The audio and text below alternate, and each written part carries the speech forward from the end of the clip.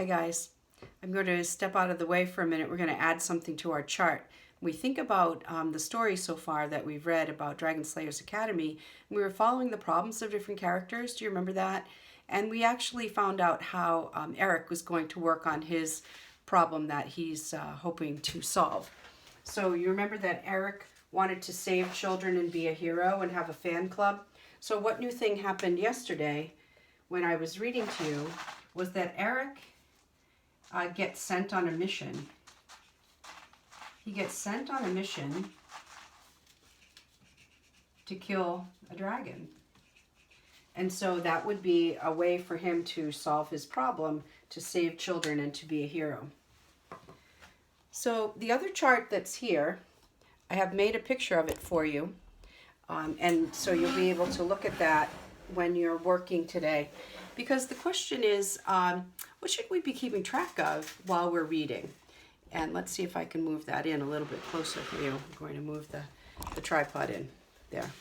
Okay, so jots are really important. You can jot on a Post-it, you can jot in your black and white notebook, but it's really important to not just read like a plot junkie and enjoy the story, although that is fine.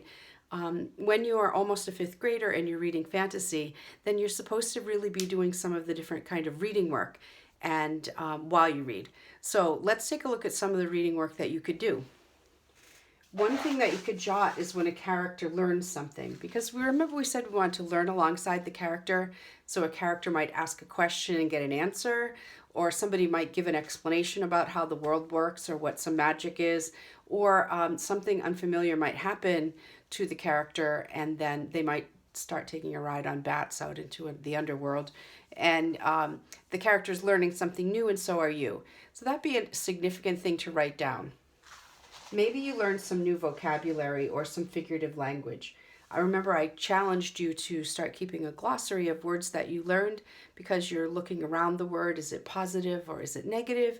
How is the author using it? We've looked for a lot of figurative language in Dragon Slayers Academy.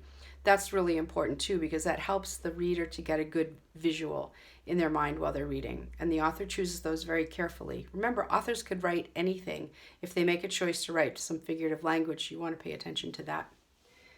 You might write down when you don't understand something. The sad truth is that you're reading the book by yourself and you don't have a book club to talk to and ask them what they think that means. You could write it to us, and some of us who've read the book might be able to talk to you about it. Or at least you could write it down and say, I don't get that part. I wonder what this means. Maybe the character's going to find out later, and you will too. You might want to write about when you know the theme. Remember that you're much too sophisticated a reader to wait to the end of the book to decide that. You want to be making decisions about what you think the theme is at the beginning, and then think about it as you go along in the book and in the middle. Does that still hold true, or is there something different happening? And definitely at the end, what is the message the author's trying to give us? When a character acts out of character, that is to say, when a character acts differently. For example, if Wiglaf suddenly started going around stomping on insects and slashing at spiders, then you'd want to know why. You'd say, that's not the way Wiglaf usually acts. That's not the character that I expect. Why would the character act differently than usual? And if you discover a symbol, remember we talked so much when we read about Tiger Rising about all the different things like suitcases and hands and birds and what they could signify or stand for. And fantasy books are full of symbols. A dragon isn't just a dragon. A dragon stands for evil, right? So be thinking about that as you're reading your books. So boys and girls, you really do need to jot in your black and white notebooks or on Post-its so that you can be putting some ideas together about your book. And it's kind of lonely work to do. Maybe you can get someone else in your family to read the book with you. Then you'd have someone to talk to. But if not, then you can do this work on your own. I know that you can do it.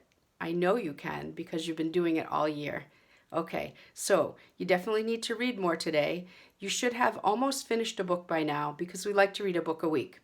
So you started your book last Tuesday. So let's think about, if you're not reading enough pages or not reading enough minutes, push yourself so that you can finish a book, because wouldn't it be great to read another one? Remember, I have a stack of books here if you don't have another one at home, or if you can't find one you like on Tumblr. Okay, take care. Happy jotting.